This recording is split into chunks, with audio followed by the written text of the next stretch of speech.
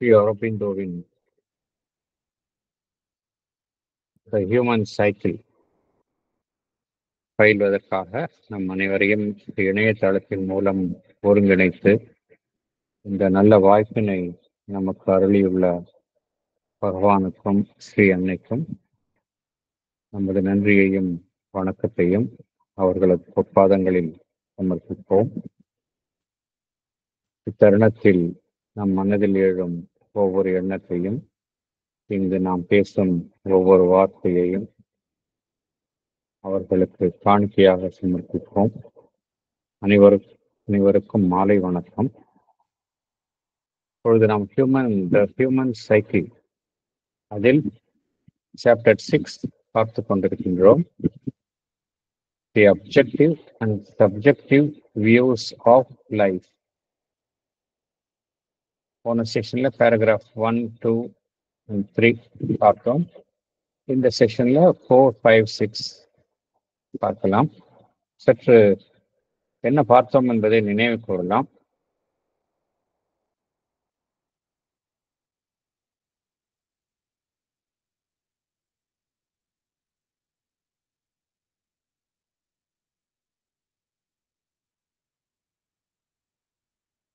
இந்த objective views of life, subjective views of life அப்படின்னா என்ன அப்படின்னா,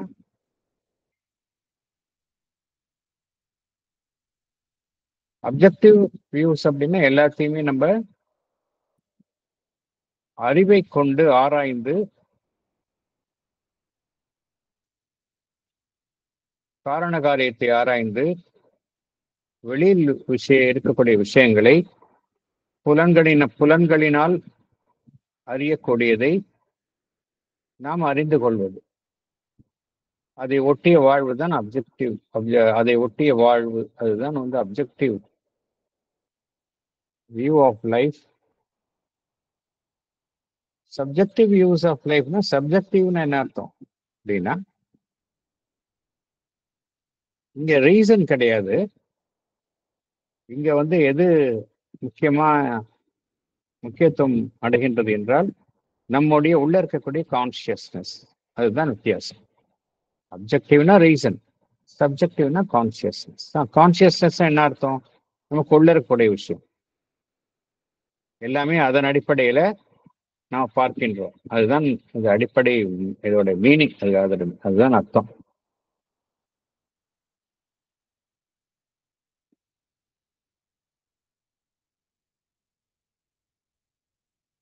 ஒரு தனி மனிதனை எடுத்துக்கொண்டால், அவனுக்கு சுதந்திரம், ஒரு தனி மனிதனுடைய சுதந்திரம் என்றால் என்ன என்றால், அவனுடைய மனம் சார்ந்த இமோஷனல் அண்ட் வைட்டல் நீட்ஸ், அவனுடைய உடல் சார்ந்த தேவைகள் எல்லாத்தையுமே அவன் முழுமையாக அடைவதற்கு எல்லா விதமான சூழ்நிலையும் ஏற்படுத்தி கொடுப்பதுதான் இண்டிவிஜுவலிசம். அவனுக்கு எல்லா வசதியையும் வழங்குவது.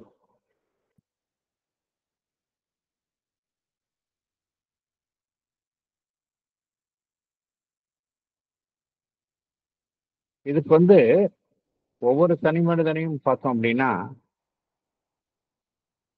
இதற்கு இடையூறாக இருப்பதற்கு அவன் எதையுமே அனுமதிப்பது இல்லை. யாராவது நமக்கு ஒன்றை செய்ய விரும்புகின்றோம், அதை யாராவது தடை சொன்னா நம்ம ஏற்றுக்கொள்வோமா என்றால் இல்லை, நாம் ஏற்றுக்கொள்ள மாட்டோம். நம்முடைய இந்த தேவைகள், இதை ஒட்டிய வாழ்வை வாழ்வதற்கு ஏதேனும் இடையூறு ஏற்பட்டால் அதை நாம் தவிர்க்கவே முயல்வோம், அதை ஏற்றுக்கொள்ள மாட்டோம். ஆகையினால ஒவ்வொரு தனி மனிதனும் இதெல்லாம் அவனுக்கு இருக்கக்கூடிய நியாயமான ஒரு உரிமைகள் என்று எண்ணுகின்றான். இதற்கு எந்த விதமான ஒரு கட்டுப்பாடையும் அவன் அனுமதிப்பதில்லை. மற்றவர்களுக்கும் அதே உரிமை இருக்கின்றது. அதற்கு நாம் இடையூறாக இருக்கக்கூடாது என்கின்ற கட்டுப்பாட்டை தவிர வேற எந்த விதமான கட்டுப்பாட்டையும் இந்த மனிதன் தன்னுடைய இந்த சுதந்திரத்திற்கு இடையூறாக இருக்கும் எதையுமே அவன் அனுமதிப்பது இல்லை.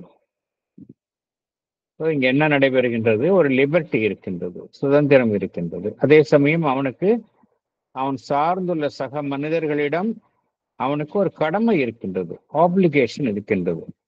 அவர்களுடைய அந்த சுதந்திரத்தை அவன் மதிப்பதற்கும் அதற்கு அனுகூலமாக இடையூறு ஏதும் ஏற்படாத வண்ணம் நடந்து கொள்வதற்கும் அவனுக்கு ஒரு டியூட்டி, ஆப்ளிகேஷன் இருக்கின்றது.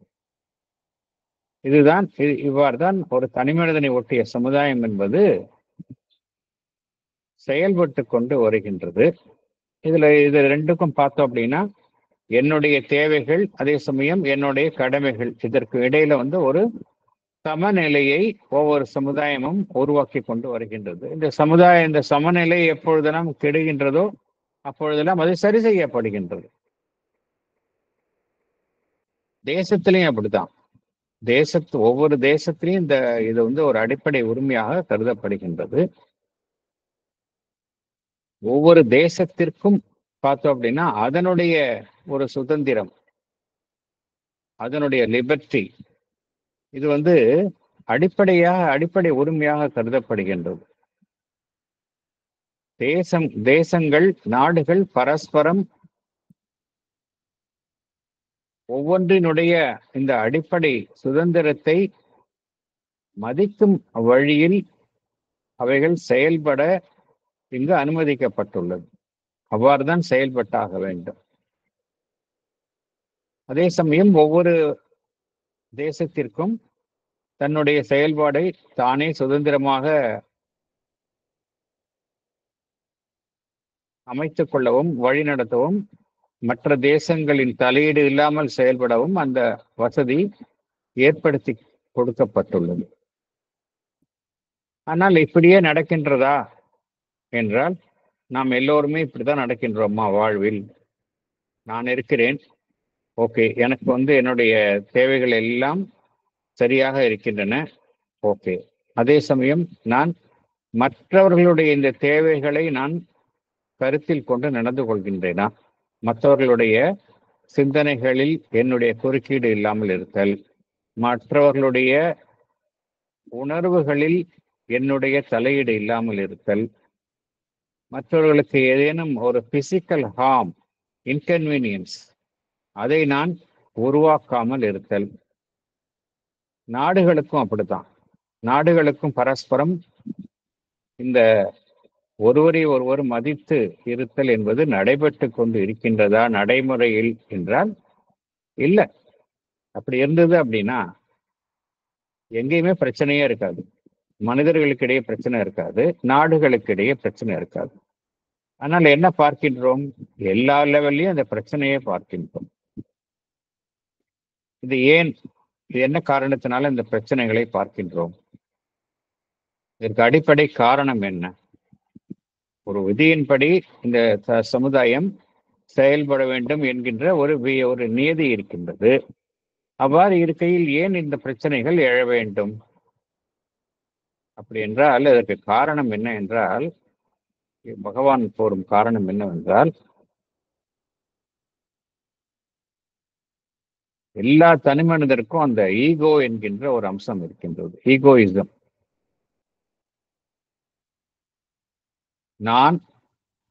நான் சம்பந்தப்பட்ட விஷயம், அதற்கு முன்னுரிமை. அதே சமயம் ஒரு தேசம், ஒரு நாடு என்று எடுத்துக்கொண்டால் அந்த நாடு, அதை ஒட்டிய அந்த நாடு குறித்து மட்டுமே ஆன சிந்தனை. இதுதான் ஈகோயிசம். ஈகோயிசம் என்ன செய்கின்றது? இவ்வாறு எல்லைகள் ஒவ்வொரு தனி மனிதனுக்கும் தேசங்களுக்கும் வகுக்கப்பட்டாலும் அதற்குள் செயல்பட அது மறுக்கின்றது, மீறுகின்றது. ஒவ்வொரு தனி மனிதனும் மீறுகின்றான். எனக்கு ஈகோ, அதை திருப்தி செய்ய வேண்டும் என்றால் நான் என்ன செய்கின்றேன்? மற்றவர்களுக்கு அது இடையூறு விளைவித்தாலும் சரி, மற்றவர்களுடைய அந்த சுதந்திரத்தை தலையிட்டாலும் சரி, நான் அதை பற்றி கவலைப்படுவது இல்லை. நான் என்னுடைய எல்லையை மீறுகின்றேன். அந்த சமநிலையை, அதாவது என்னுடைய உரிமை, அதே சமயம் எனக்கு சமுதாயத்திற்கு, நான் சமுதாயத்தில் எனக்கு இருக்கும் கடமை என்கின்ற அந்த இரு அம்சங்களுக்கும் இடையிலான சமநிலையை நான் பராமரிக்க தவறுகின்றேன். இதனாலதான் பிரச்சனை வரும். குடும்பத்திலையும் சரி, நாட்டிலையும் சரி, நாடுகளுக்கு இடையிலையும் சரி. ஏன் பிரச்சனை வருதுன்னா இதுதான் ப்ராப்ளம். இதுதான் காரணம் சொல்றார் பகவான் சொல்றார். இப்ப அதை அப்படியே விட்டுற முடியாது. அதுக்காக என்ன செய்கின்றோம்? ஒரு பொறுப்புள்ள சமுதாயம், ஒரு பொறுப்புள்ள நாடு என்பது நிறைய சமுதாய விதிகளை விதித்துள்ளது. அதே போல இன்டர்நேஷனல் லெவல்ல, சர்வதேச ரீதியில இன்டர்நேஷனல் லா, சர்வதேச விதிகள் எல்லாம் அமைக்கப்பட்டுள்ளது. எதுக்காக என்றால் இதெல்லாம் ஒவ்வொரு நாடும் மற்ற நாடுகளினுடைய நலனை கருதி நடந்து கொள்ள வேண்டும். ஒவ்வொரு தனி மனிதனும் மற்ற மற்ற மனிதனுடைய நலனை கருதி அவன் நடந்து கொள்ள வேண்டும் என்பதை உறுதி செய்வதற்காக இந்த சமுதாய விதிகள் எல்லாம் அமைக்கப்பட்டுள்ளது.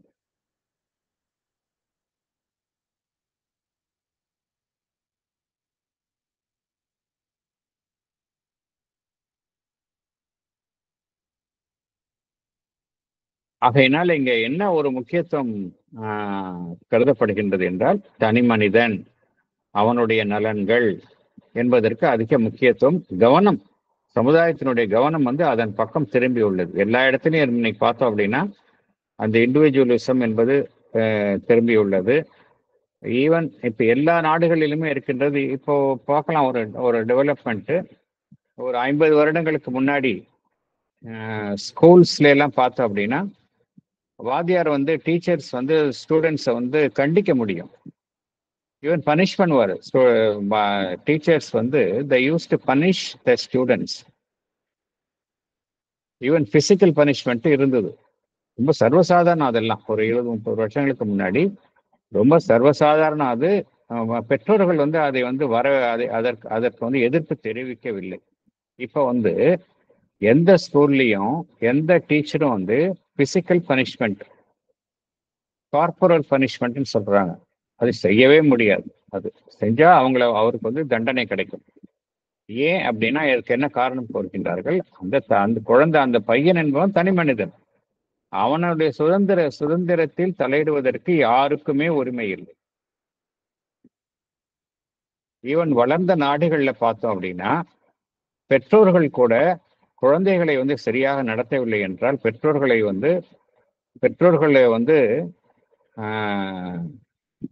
அந்த அரசாங்கம் தண்டிக்கும். ஏனென்றால் குழந்தைகளை சரியாக நடத்தவில்லை என்றால் அந்த பெற்றோர்களை தண்டிக்கும் உரிமை அரசாங்கத்திற்கு வெளிநாடுகளில் இருக்கின்றது. எங்கேயுமே எல்லா இடத்துலையும் இருக்கு. இதெல்லாம் எதை கொடுக்கின்றது? அந்த இண்டிவிஜுவலிசம் வளர்ந்து கொண்டே இருக்கின்றது அப்படின்னு. இதை பகவான் என்ன கூறுகின்றார்? இது சமயத்திலே மிகைப்படுத்தப்பட்டுள்ளது அப்படிங்கிறார். எக்ஸாஜரேட்டட் இண்டிவிஜுவலிசம் அப்படிங்கிறார். நம்மளே பார்க்குறோம், வெளிநாடுகள், சில நாடுகள்ல இண்டிவிஜுவலிசம் அப்படிங்கிறது ரொம்ப எக்ஸாஜரேஷனா இருக்குது. யாருக்குமே அடங்காம இருக்குது. கேட்டா நான் என்னுடைய சுதந்திரம், நான் என்ன வேணாலும் செய்வேன்னு சொல்றது. இதை நம்ம சமுதாயத்திலேயே பார்க்குறோம், இப்ப வெளிநாடுகளிலையும் பார்க்குறோம். அதுதான் எக்ஸாஜரேட்டட் இண்டிவிஜுவலிசம். இது ஒரு பக்கம் நடக்குது. இன்னொரு பக்கம் என்ன நடக்குது அப்படின்னா அந்த கலெக்டிவிசம், அதற்கு எதிரான ஒரு நிலை. கலெக்டிவிசம் அதையும் எக்ஸாஜரேட்டடா நடக்குது. பெரும்பாலான கம்யூனிஸ்ட் கண்ட்ரீஸ்ல எல்லாம் பார்த்தோம், கம்யூனிஸ்ட் கண்ட்ரீஸ்ல எல்லாம் பார்த்தோம் அப்படின்னா அங்க ஒரு தனி மனிதன் அந்த ஒட்டுமொத்த குழு, அந்த கலெக்டிவிசம், அதற்கு அடிபணிந்துதான் நடக்க வேண்டும். அதற்கு எதிராக அவன் எதுவுமே செய்ய முடியாது, எதிரான கருத்தை தெரிவிக்கவே முடியாது. இது ஒரு எக்ஸாஜரேஷன். ஸோ ஒரு புறம் இப்படி இருக்கு, இன்னொரு பக்கம் இன்னொரு எக்ஸாஜரேஷன் இருக்கு. அதே போல இது என்ன காரணத்தினால அப்படின்னா ஒரு சயின்டிஃபிக்கா ஒரு கண்டுபிடிப்பு ஒரு கடந்த ஒரு நூற்றாண்டு 100-150 வருடங்களுக்கு முன்னால சயின்டிஃபிக்கா என்ன சொன்னாங்க அப்படின்னா, த தியரி ஆஃப் எவல்யூஷன் அதில் என்ன சொன்னாங்க அப்படின்னா, எல்லா வாழும் உயிரினங்களும் என்ன செய்கின்றன, தங்களுடைய இருப்பை உறுதி செய்வதற்காக, தங்களை பாதுகாத்துக் கொள்வதற்காக எல்லாமே போராடி போராடி போராடி தான் அவைகள் தங்களை இந்த வாழ்வில், இந்த புவியில் நிலைநிறுத்திக் கொள்கின்றன என்கின்ற ஒரு தியரி சொன்னாங்க. அவங்க சர்வைவல் ஆஃப் த ஃபிட்டஸ்ட் அப்படின்னு சொன்னாங்க. இதை அந்த மாடர்ன் நம்மளுடைய தற்காலிக அறிவு பிடித்து கொண்டு சில கோட்பாடுகளை அது இதன் பெயரில் அமைத்தது. என்ன சொன்னது, என்ன கூறியது என்றால், நான் இருக்கணும் அப்படின்னா சர்வைவல் ஆஃப் த ஃபிட்டஸ்ட், நான் இருக்கணும் அப்படின்னா நான் வலிமையாக இருப்பேன். நான் வலிமையாக இருப்பதினால் மட்டுமே நான் இருப்பேன். அது மாத்திரமல்ல, நான் வலிமையாக இருந்து கொண்டு மற்றவர்களை நலனை பாதித்தாலும் பரவாயில்லை, நான் அவர்களுடைய நலனை நான் என்னுடையதாக்கி கொண்டு என்னுடைய வாழ்க்கையை தொடர்வேன். அதாவது பகவான் என்ன கூறுகின்றார், எனக்கு மாத்திரம் வாழ்வதற்கு உரிமை இல்லை, எனக்கு வாழ்வதற்கு மாத்திரம் உரிமை இல்லை, ரைட் டு லிவ், அது மாத்திரம் இல்லை. மற்றவர்களுடைய உதவியை நான் பெற்றுக்கொண்டு வாழ்வதற்கு அதற்கு மாத்திரம் எனக்கு உரிமை இல்லை. ஆனால் மற்றவர்களுக்கு பாதிப்பு ஏற்பட்டாலும் பரவாயில்லை, இருந்தாலும் நான் வாழ்வேன். அத்தகைய ஒரு மனப்போக்கு ஏற்பட்டது என்று கூறுகின்றார். Right to live not only by utilising others but at the expense of others. எனக்கு கவலை கிடையாது, நான் முன்னேறணும், அவ்வளவுதான். இப்போ என்ன காரணத்தினால நம்ம நிறைய சமுதாயங்கள்ல நம்ம நிறைய நாடுகள்ல இந்த கரப்ஷன் அப்படிங்கறது பாக்குறோம். கரப்ஷன் அப்படிங்கிறது என்ன அர்த்தம்? ஒரு இடத்துல இருக்கிறவங்க அப்படின்னா தவறான முறையில பணம் சம்பாதிப்பது என்ன அர்த்தம்? அது மற்றவர்களை பாதிக்கின்றது இல்லையா? இன்னொரு சமுதாயத்தினுடைய இன்னொரு செக்ஷனை அது பாதிக்கின்றது. என்னுடைய நலன்தான் முக்கியம், மற்றவர்களுக்கு அதனால் பாதிப்பு ஏற்பட்டாலும் பரவாயில்லை என்கின்ற ஒரு தன்மை தோன்ற ஆரம்பித்துள்ளது என்று பகவான் குறிப்பிடுகின்றார். இது என்ன காரணம் அப்படின்னா, சர்வைவல் ஆஃப் த ஃபிட்டஸ்ட் அந்த தியரியை நம்ம தப்பா புரிஞ்சிட்டு இருக்கோம் அப்படிங்கிறார் பகவான். மேலும் பகவான் என்ன கூறுகின்றார், இது இந்த சயின்ஸ்ல என்ன சொல்றாங்க, சயின்ஸ் அப்படி சொல்லலை அப்படிங்கிறார். Science survival of the fittest அப்படிங்கிறத தவறாக புரிந்து அந்த கோட்பாடு தவறாக புரிந்து கொள்ளப்பட்டது. என்ன விஞ்ஞானம் கோருகின்றது என்றால், ஒரு தனிப்பட்ட வாழ்வு என்பது எப்பொழுது அது மிகவும் ஒரு பாதுகாப்பான முறையில், சிறப்பான முறையில் இருக்கும் என்றால், மற்ற ஜீவன்களுடன் ஒரு சரியான ஒத்துழைப்புடன் வாழும் பொழுதுதான் அது தன்னுடைய வாழ்வு ஸ்திரமாக இருக்கும். தன்னைத்தானே உறுதி செய்து கொண்டு மற்றவர்களை பாதித்து அதன் மூலம் என்னுடைய நலனை பெருக்கிக் கொள்வதை விட, நான் மற்றவர்களுடன் எந்த அளவுக்கு ஒரு சிறப்பான முறையில் கூட்டாக இருக்கின்றேனோ அந்த அளவுக்கு என்னுடைய வாழ்வும் வளம் பெறும் என்பதைத்தான் விஞ்ஞானம் சொல்கின்றது என்று பகவான் கூறுகின்றார். ஸ்பிரிச்சுவலி இதுதான் உண்மை, விஞ்ஞானத்திலும் இதுதான் கூறப்படுகின்றது என்று பகவான் குறிப்பிடுகின்றார். என்ன காரணம் என்றால், இயற்கை நேச்சர் என்ன செய்கின்றது என்றால், அதனுடைய நோக்கம் என்னவாக இருக்கின்றது? நிறைய இனங்களை பார்க்கின்றோம், டைப் பார்க்கின்றோம். ஒரு பிளான்ட்னு எடுத்துக்கிட்டா அதுல டிஃப்ரெண்ட் டைப்ஸ் பார்க்கிறோம். இன்செக்ட்ஸ்னு எடுத்துக்கிட்டா டிஃப்ரெண்ட் இன்செக்ட்ஸ் பார்க்குறோம், different types of insects. Birds, different types of birds, different types of animals, different types of human beings பார்க்குறோம். ஒவ்வொரு டைப்பையும் ப்ரிசர்வ் பண்றது தான், அதாவது பாதுகாப்பது தான் இயற்கையினுடைய நோக்கமாக இருக்கின்றதே ஒழிய ஒரு தனி மனிதனை மாத்திரம் அல்ல என்று பகவான் குறிப்பிடுகின்றார். முக்கியமான கருத்து. ஆகையினால பகவான் இங்கே என்ன கோருகின்றார்? உண்மையிலேயே எது ஒரு விதி, இயற்கையினுடைய விதியாக இருக்கின்றது என்றால் அவன் மற்றவர்களுக்காக வாழ வேண்டும். The individual should live for all. அது இயற்கையினுடைய விதி என்று பகவான் குறிப்பிடுகின்றார். மற்றவர்களுடைய வளர்ச்சிக்காகவும் நலனுக்காகவும் வாழ வேண்டும். அவன் சார்ந்துள்ள அந்த இனம் அதனுடைய நலனுக்காகத்தான் வாழ வேண்டுமே ஒழிய அவனுடைய சொந்த நலனுக்காக மாத்திரம் வாழ்வது என்பது இயற்கைக்கு புறம்பானது என்று பகவான் குறிப்பிடுகின்றார். ஏன் நம்ம எப்படி விஷயம் தவறா புரிஞ்சிட்டு இருக்கோம், எது கரெக்ட் திங்கிங் என்று பகவான் குறிப்பிடுகின்றார். ஆனால் இந்த மாடர்ன் கலெக்டிவிசம் இருக்கு இல்லையா, மாடர்ன் கலெக்டிவிசம் என்பது பொதுவாக எங்கெங்கெல்லாம் அந்த சோசியலிச சமுதாயம் என்று சொல்கின்றார்கள், கம்யூனிஸ்ட் கவர்மெண்ட்ஸ், அங்கெல்லாம் பார்த்தோம் அப்படின்னா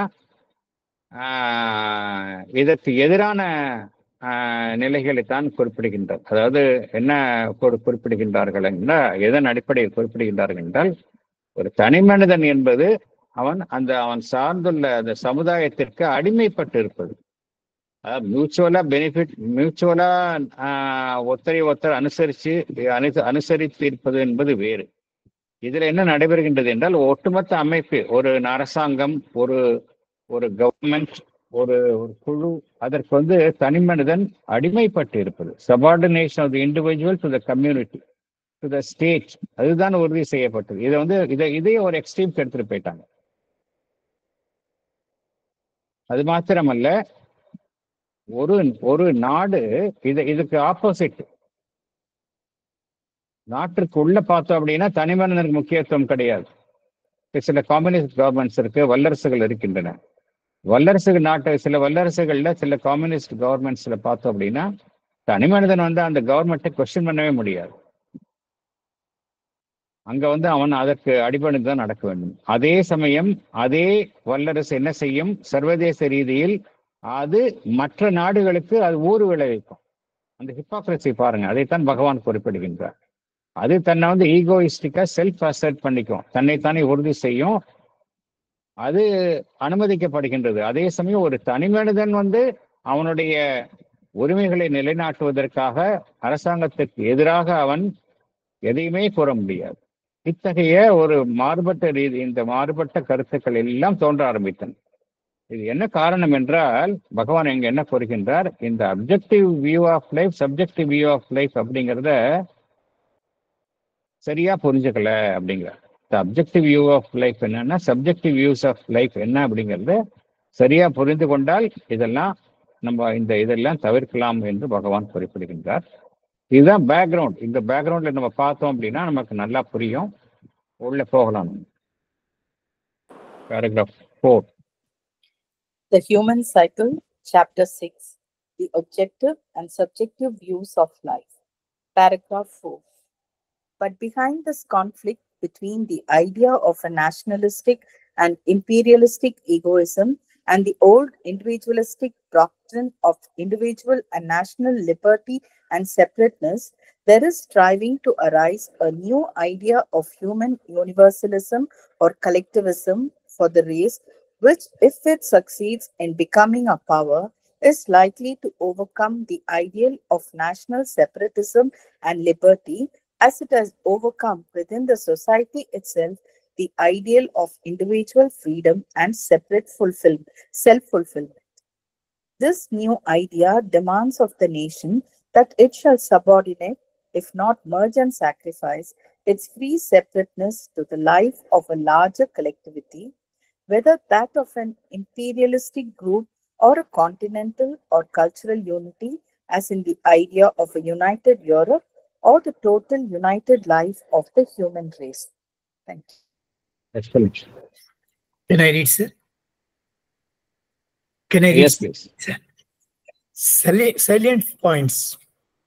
There is a conflict between the idea of nationalistic and imperialistic egoism and the old idea of individual and national liberty and separateness. Behind this conflict arises a new idea of human universalism and collectivism for the race. This new idea bases its principle that the nation shall subordinate its free separateness to the life of a larger collectivity or to the total united life of the human race. Thank you, sir. Thank you.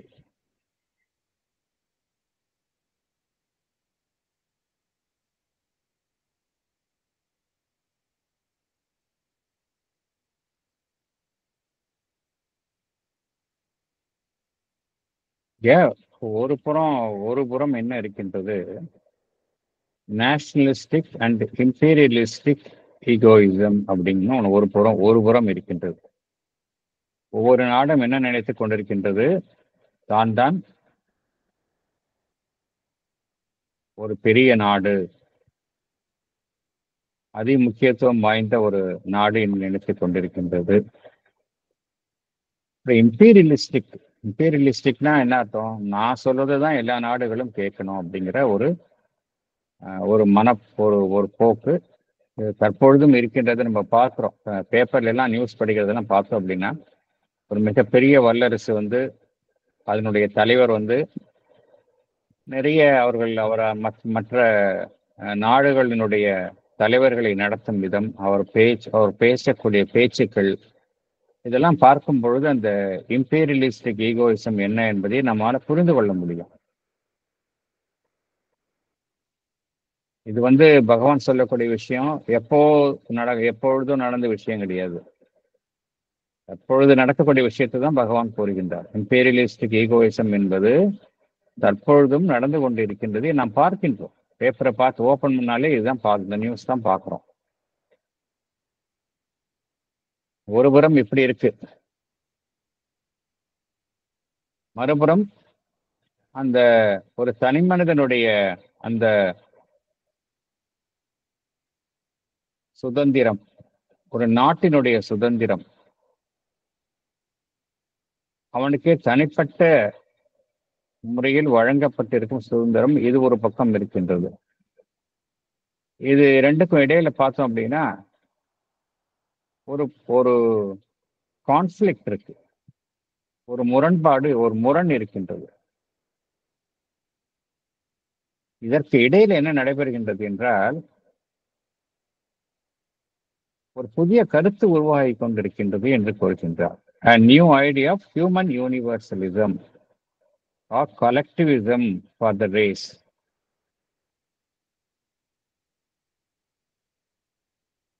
இது அப்பொழுது உருவாகி கொண்டு இருக்கின்றது என்று பகவான் அப்பொழுதே கோடிட்டு காட்டியுள்ளார். அது நன்கு வளர்ந்து வேரூன்றி இந்த புவியில் நிலைக்கும் பொழுது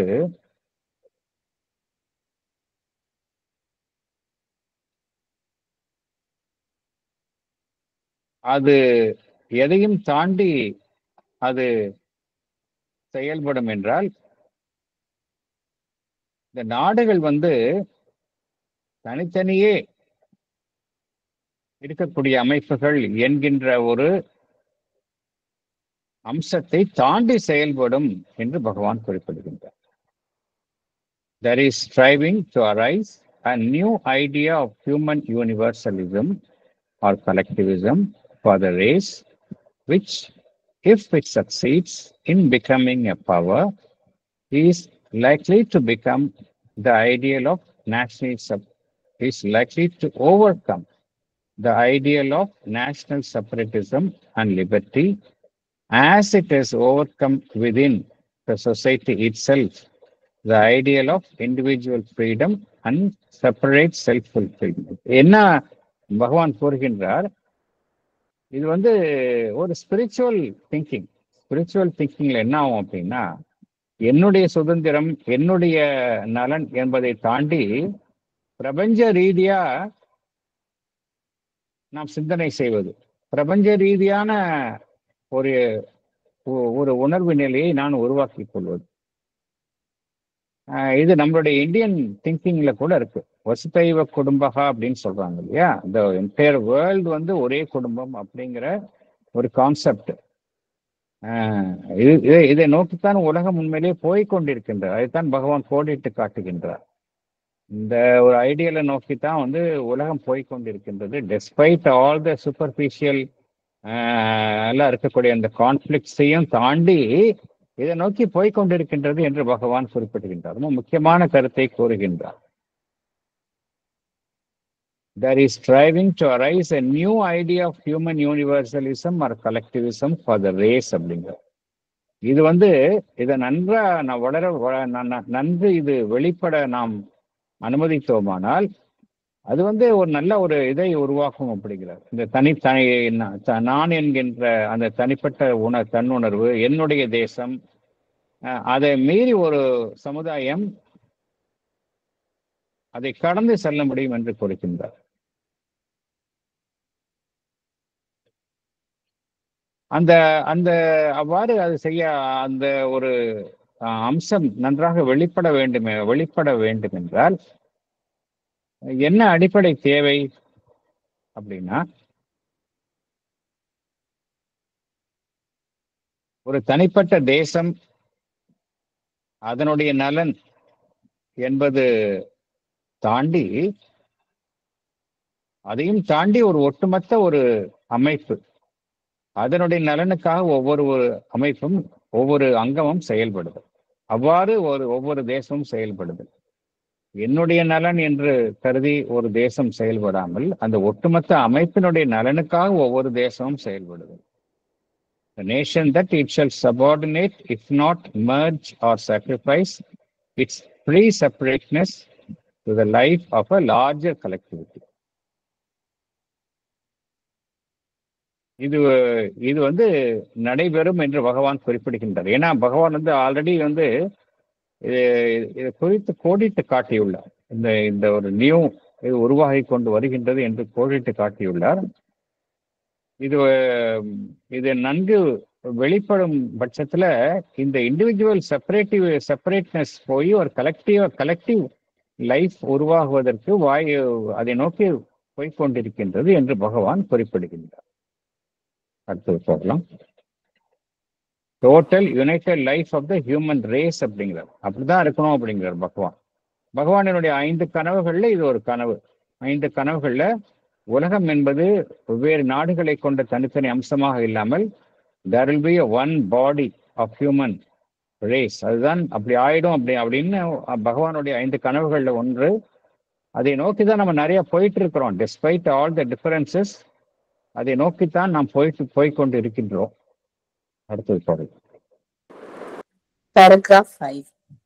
The principle of subjectivism entering into human thought and action, while necessarily it must make a great difference in the viewpoint, the motive power, and the character of our living, does not at first appear to make any difference in its factors. Subjectivism and objectivism start from the same data, the individual and the collectivity, the complex nature of each with its various powers of the mind, life, and body, and the search for the law of their self-fulfillment and harmony. But objectivism, proceeding by the analytical reason, takes an external and mechanical view of the whole problem. It looks at the world as a thing, an object, a process to be studied by an observing reason, which places itself abstractly outside the elements and the sum of what it has to consider and observes it thus from outside as one would an intricate mechanism. Thank you. Yes, madam. Salient points. The principle of subjectivism entering into human thought and action does not at first appear to make any difference in the character of our living. Subjectivism and objectivism start from the same data, the individual and collectivity, and search for the law of the self-fulfillment and harmony. Objectivism proceeds by the analytical reason, taking an external and mechanical view of the problem. It looks at the world as an object to be studied by observing reason and observes it from outside as if it is an intricate mechanism. Thank you, sir. Thank you. Thank you. இப்போ பார்த்தோம், இந்த உலகம் எதை நோக்கி போய் கொண்டிருக்கின்றது அப்படின்னா, தனி மனித எல்லைகள், தனி நாடு என்கின்ற எல்லைகளை தாண்டி ஒரு லார்ஜர் கலெக்டிவிட்டி, ஒரு total united life of human race என்கின்ற ஒரு எண்ணத்தின் அடிப்படையில் அதை நோக்கி போய்கொண்டிருக்கின்றது அப்படிங்கிறத பார்த்தோம். இது பார்த்தோம் அப்படின்னா இது ஒரு சப்ஜெக்டிவ் ஃபேக்டர் இல்லையா? இந்த கருத்து சப்ஜெக்டிவ். ஒரு நாடு ஒரு நாட்டினுடைய பொருளாதாரத்தில் இத்தனை குறியீடுகள் அது முன்னேற வேண்டும், அதனுடைய தனிமனிதர் வருமானம் ஒரு குறிப்பிட்ட ஒரு இலக்கை அடைய வேண்டும் அப்படிலாம் சொல்லலாம். இதெல்லாம் அப்ஜெக்டிவ். அப்ஜெக்டிவ்னா ரீசன், பேஸ்ட் ஆன் ரீசன், அளவீடுகளை கொண்டது. ஆனா இது மாதிரி விஷயங்கள் பார்த்தோம் அப்படின்னா இது சப்ஜெக்டிவ். சப்ஜெக்டிவ்னு என்ன அர்த்தம் அப்படின்னா, it is something to do with my self. ஒரு மனித குலம் அதுக்கு உள்ள இருக்கக்கூடிய விஷயம், அதனுடைய கான்சியஸ்னஸ், அது சம்பந்தப்பட்ட விஷயம் தான் சப்ஜெக்டிவ்.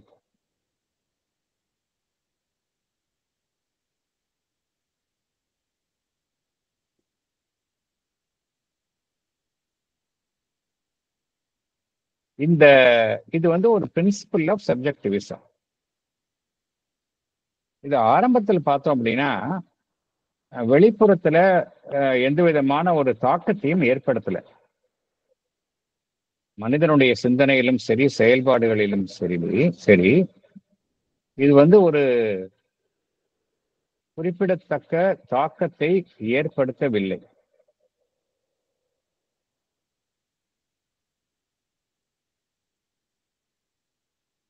ஏன்னா என்ன உண்மையிலே எதில் அதனுடைய மாற்றத்தை காண வேண்டும் என்றால், அதனுடைய நம்முடைய பார்க்கும் கண்ணோட்டம், நம்ம கண்ணோட்டம் எதற்காக இந்த புவியில் நம்முடைய செயல்பாடு எதை நோக்கி அமைகின்றது, நம்மளுடைய வாழ்வினுடைய அந்த தன்மை என்ன, இதெல்லாம் நம்மளுடைய நம்ம இத்தகைய உயர் சிந்தனைகளை ஒட்டிய ஒரு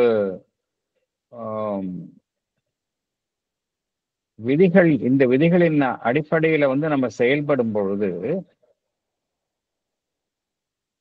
அதாவது அப்ஜெக்டிவாக இல்லாம சப்ஜெக்டிவாக உணர்வு ரீதியான விதிகளின்படி செயல்படும் பொழுது நம்மளுடைய எண்ணங்கள், செயல்பாடுகள், உலகத்தை நம்ம வாழ்வை பார்க்கக்கூடிய கண்ணோட்டம், எதற்காக செயல்படுகின்றோம், நம்முடைய வாழ்வினுடைய தன்மை என்ன, இதெல்லாம் நமக்கு ஒரு மாற்றம் நாம் காண வேண்டும். ஆனால் அவ்வாறு ஆரம்பத்தில் காணப்படுவது இல்லை அப்படிங்கிறார். ஏன்னா அது ஆரம்பத்துல பார்த்தோம் அப்படின்னா எந்த விதமான மாற்றமும் தெரிவது இல்லை அப்படிங்கிறார்.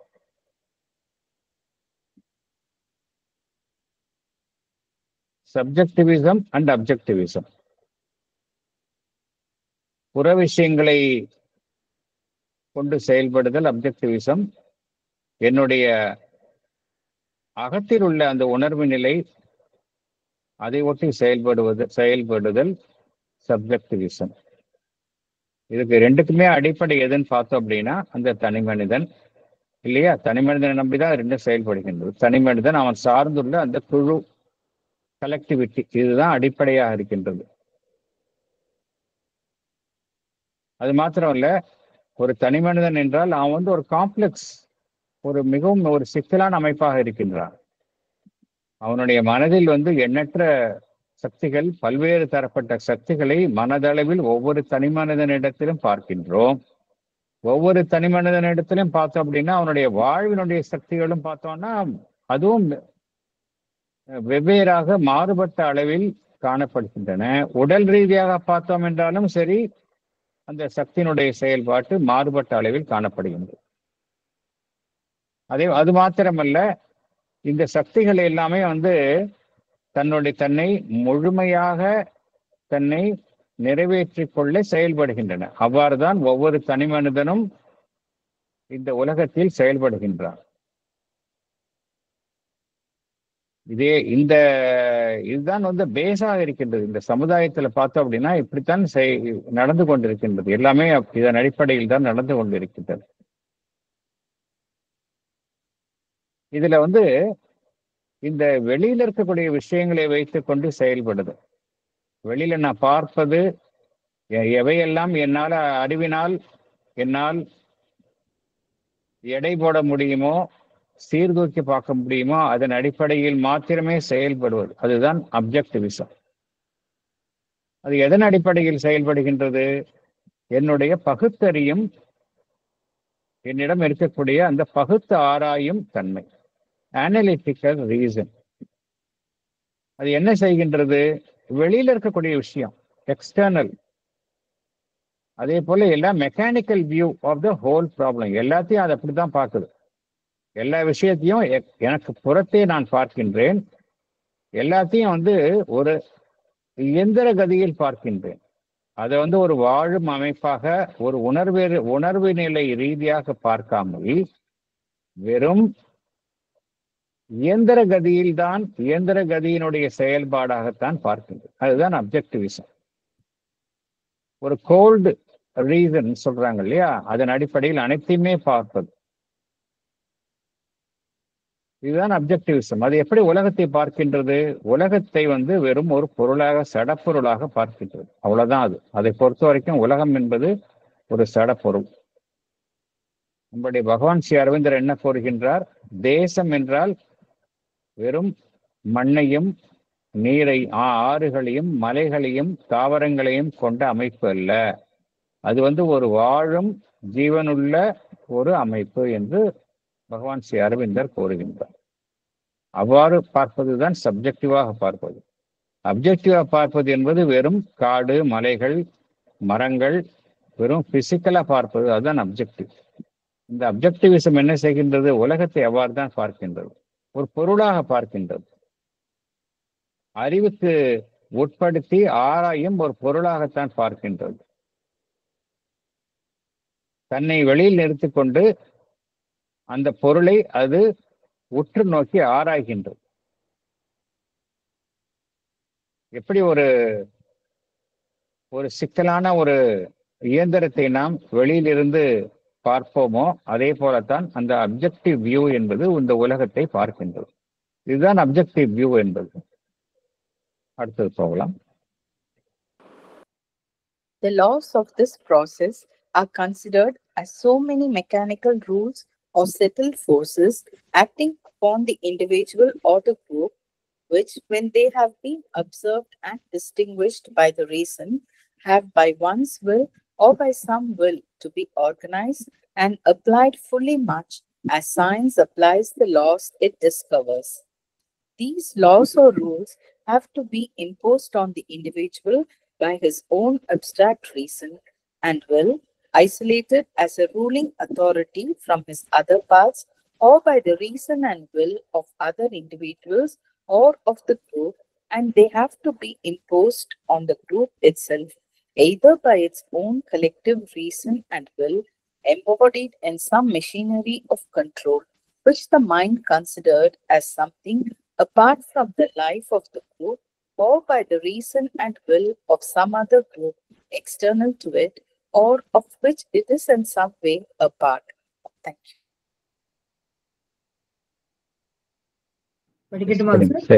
Yes, madam. The laws of objectivism relate to, the laws of objectivism relate to so many mechanical rules or settled forces that act upon the individual or group. They are observed by reason and organized and applied fully as science applies its laws. These laws have to be imposed on the individual by his own reason and will. The individual is governed by his own reason and will, and not by his other parts or by other individuals or the group. These laws are to be imposed on the group itself either by its own collective reason and will embodied in some machinery of control or by the reason and will of some other group external to it. Thank you, sir. Thank you. ஒரு சமுதாயத்தை வழிநடத்துவதற்கு இரண்டு அடிப்படைகளை பார்த்தோம். Objective and subjective அப்படின்னு பார்த்தோம். அப்ஜெக்டிவ்னா வெறும் புற விஷயங்கள் அதன் அடிப்படையில் செயல்படுது. அப்ஜெக்டிவ்னா something within, something to do with someone's self consciousness, இதுதான் சப்ஜெக்டிவ். இந்த அப்ஜெக்டிவ் வியூஸ் அதன் அடிப்படையில் அமைக்கப்பட்ட விதிகள் எப்படி செயல்படுகின்றன, அதனுடைய தன்மை என்ன அப்படிங்கிறத பற்றி தான் பகவான் விளக்குகின்றார். அப்ஜெக்டிவ் வியூஸ் எல்லாம் பார்த்தோம் அப்படின்னா, விதிகள்லாம் அப்படின்னு பார்த்தோம்னா எல்லாம் மெக்கானிக்கல் ரூல்ஸ், அதன் அடிப்படையில் தான் எல்லாமே செயல்படுகின்றது.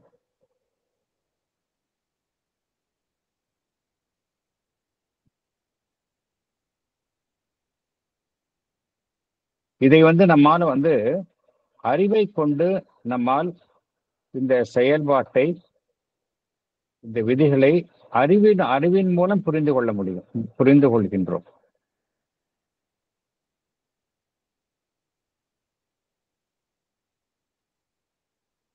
அது மாத்திரமல்ல, அந்த விதிகளை என்னுடைய சுய சங்கல்பத்தின் பேரில் என்னால அதை ஒழுங்கமைத்துக் கொள்ள முடியும். ஒழுங்கமைத்துக் கொண்டு அதை என்னுடைய வாழ்வில் நான் இந்த விதிகளை நான் செயல்படுத்த முடியும். எப்படி சயின்டிபிக்கா எப்படி விதிகளை நம்ம சயின்டிபிக் லாஸ் நம்ம செயல்படுத்துகின்றோமோ, அதே போல இந்த விதிகளையும் என்னால செயல்படுத்த முடியும். ஏன்னா இதெல்லாம் அப்ஜெக்டிவ் லாஸ். அப்ஜெக்டிவ் லாஸ்னா என்ன? ஃபார் எக்ஸாம்பிள்,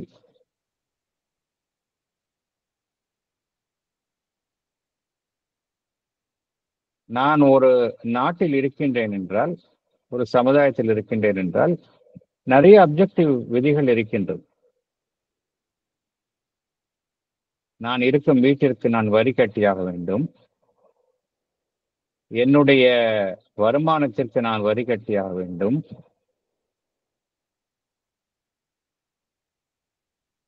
என்னுடைய நான் உபயோகிக்கும் அந்த வசதிகளுக்கு நான் அதற்கான கட்டணத்தை செலுத்தியாக வேண்டும்.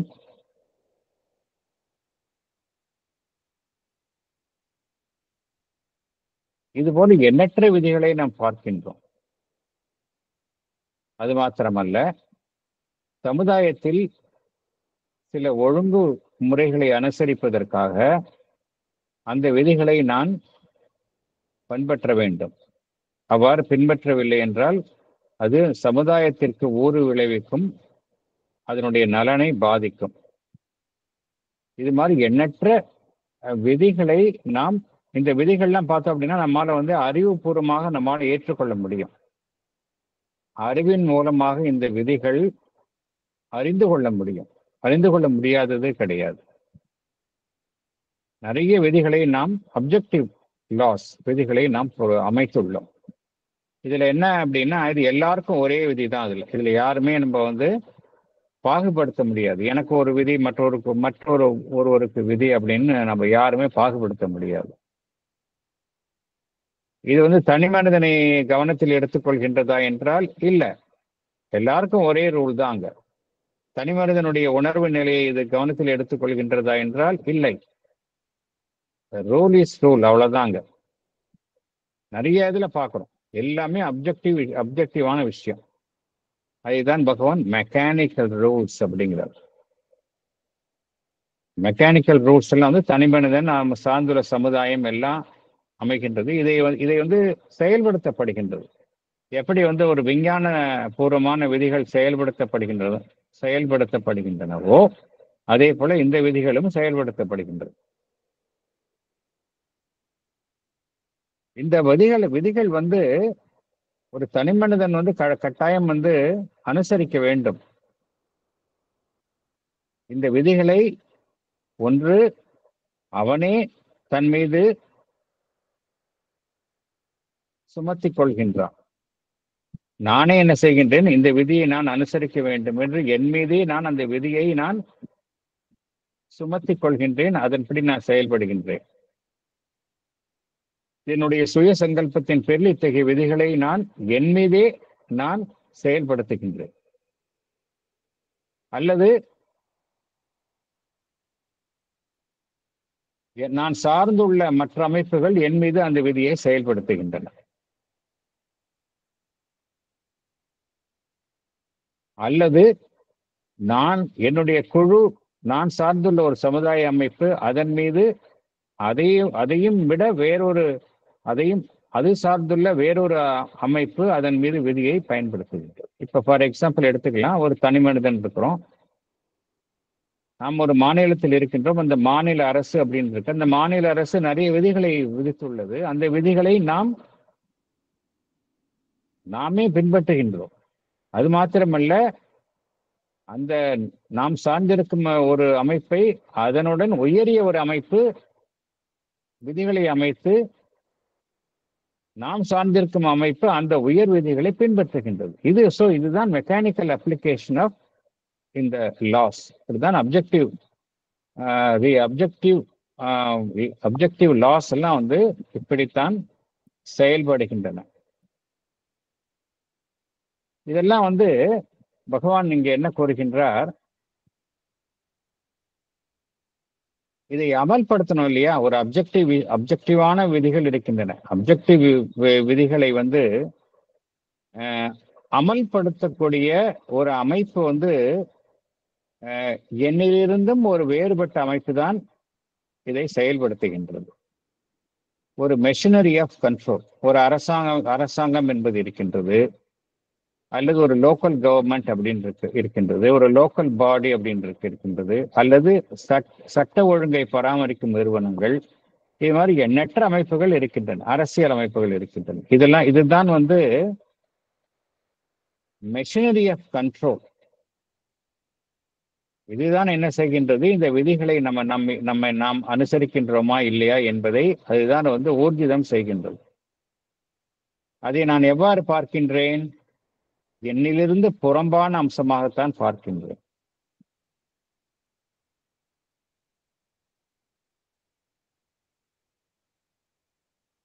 இந்த அப்ஜெக்டிவ் லாஸ் எல்லாமே எப்படி செயல்படுகின்றது என்றால், ஏதோ ஒரு அமைப்பு செயல்படுத்துகின்றது.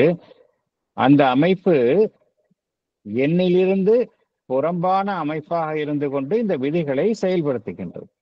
இதைத்தான் பகவான் இங்கு குறிப்பிடுகின்றார்.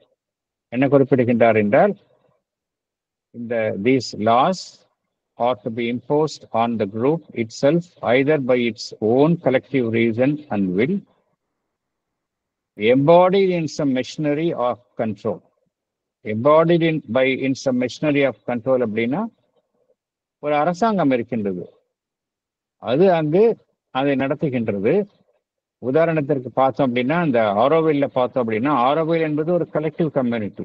இருந்தாலும் அங்கேயும் பார்த்தோம் அப்படின்னா ஒரு கவர்னிங் கவுன்சில் இருக்கு. கவர்னிங் கவுன்சில் அப்படின்னு இருக்கு. அதுதான் இந்த விதிகளை அமைத்து அந்த டவுன்ஷிப்ல எல்லாமே வந்து அதன் விதிகளின்படி நடக்கின்றதா என்பதை அது உறுதி செய்கின்றது. அது மாத்திரமல்ல, இதற்கும் அப்பாற்பட்ட வேறு சில அமைப்புகளும் இருக்கின்றன. ஒரு சமுதாயம் என்று எடுத்துக்கொண்டால் அதை ஒட்டி அமைந்துள்ள அமைப்பு, அதற்கு அப்பாற்பட்ட அமைப்புகளும் இருக்கின்றன. எல்லாமே வந்து இந்த விதிகளை எல்லாம் அமைத்து, எல்லாம் அப்ஜெக்டிவ் லாஸ், அறிவினால் அறிவுக்கு புறம்பான விதிகள் எதுவுமே கிடையாது.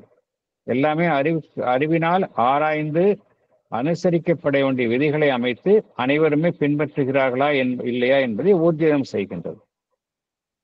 இவ்வாறு தான் இந்த அப்ஜெக்டிவ் லாஸ், சப்ஜெக்டிவான விஷயங்கள் எல்லாம் செயல்படுகின்றன. அடுத்தது போகலாம். So the state is viewed in modern political thought as an entity in itself, as if it were something apart from the community and its individuals, something which has the right to impose itself on them and control them in the fulfillment of some idea of right, good, or interest, which is inflicted on them by a restraining and fashioning power rather than developed in them and by them as a thing towards which their self and nature are impelled to grow. Life is to be managed, harmonized, perfected by an adjustment, a manipulation, a machinery through which it is passed and by which it is shaped. A law outside oneself, outside even when it is discovered or determined by the individual reason and accepted or enforced by the individual will. This is the governing idea of objectivism, a mechanical process of management, ordering, perfection. This is its conception of practice. Thank you.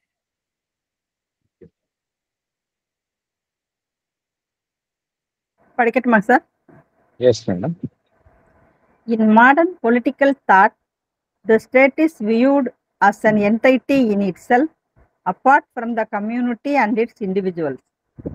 It has the right to impose itself on the community and control them for the fulfillment of some idea of right, good. Here, the power of the state is imposed on the community to achieve these objectives rather than letting these ideals grow spontaneously in its self and nature. Life is managed, harmonized, perfected, manipulated by an external machinery. The law outside oneself, though discovered or determined by the individual reason and accepted by the individual will, is the governing idea of objectivism. A mechanical process of management is its conception of practice. Thank you, sir. Thank you. ஒன்றை புரிந்து கொள்ள வேண்டும். ஏன் மனிதன் மனம் சார்ந்த உணர்வு நிலையை தாண்டி ஒரு உயர் உணர்வு நிலையை மனிதன் எட்ட வேண்டும்? என்ன காரணத்திற்காக இந்த அதிமானச உணர்வு நிலை இந்த புவியில் ஒரு செயல்படும் ஒரு விதியாக வேரூன்ற வேண்டும் என்று பகவான் ஸ்ரீ அரவிந்தர், ஸ்ரீ அன்னை இவர்களும் பாடுபட்டார்கள் என்றால் இந்த காரணம்தான். நம்ம என்னதான் நிறைய சட்டத்திட்டங்கள் போட்டு விதிகளை அமைத்து கட்டமைப்புகள், அது சோசியலிஸ்ட் கவர்மெண்டா இருக்கலாம், டெமோக்ராட்டிக் கவர்மெண்டா இருக்கலாம், கம்யூனிஸ்ட் கவர்மெண்டா இருக்கலாம், இல்லை டிக்டேட்டர்ஷிப்பா இருக்கலாம், இல்லை மொனார்கியாக இருக்கலாம். நம்ம எல்லா அமைப்புகளையும் பார்த்துட்டோம். எவ்வளவு விதிகளை சமைத்தாலும் மனித குலத்தை மேம்படுத்த முடியாது. வெளியிலேந்து ஒரு விஷயத்தை அமைத்து அதன் மூலமாக மனிதனுடைய வாழ்வை செம்மைப்படுத்த முடியவே முடியாது. இதுதான் உண்மை. அப்படின்னா மனிதனுடைய வாழ்வு, சமுதாயம் செம்மைப்பட வேண்டும் என்றால் ஒரே ஒரு சொல்யூஷன் தான் இருக்கு. அது என்ன சொல்யூஷன் அப்படின்னா, எனக்கு வெளியிலேந்து ஒன்று செயல்பட்டு என்னை மாற்றுவதற்கு பதிலாக எனக்கு உள்ளிருந்தே ஒன்று செயல்பட்டு என்னை மாற்ற வேண்டும். அப்பதான் என்னால என்னுடைய வாழ்வு என்னுடைய பிறப்பாக இருக்கும். அது தனி மனிதனுக்கும் சரி, அவன் சார்ந்திருக்கும் குழுவிற்கும் சரி, நாட்டிற்கும் சரி, அதுதான் பொருந்தும். அதற்காகத்தான் பகவானும் ஸ்ரீ அன்னையும் இந்த சூப்ராமெண்டல் கான்சியஸ்னஸ் அதை ஒரு செயல்படும் விதியாக இந்த புவியில் அவர்கள்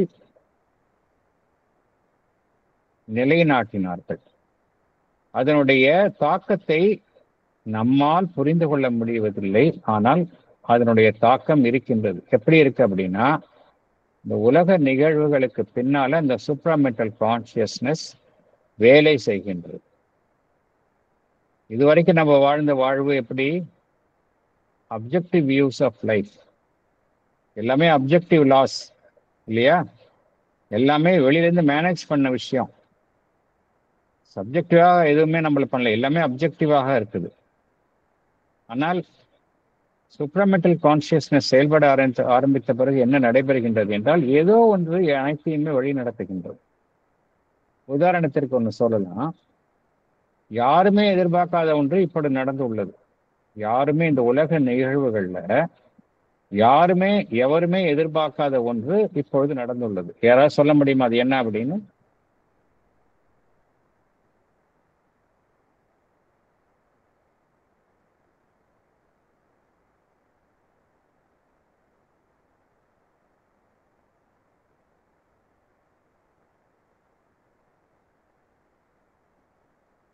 என்னவென்றால், ஒரு பெரிய இரு முனைகள் எல்லாம் இருக்கக்கூடிய அந்த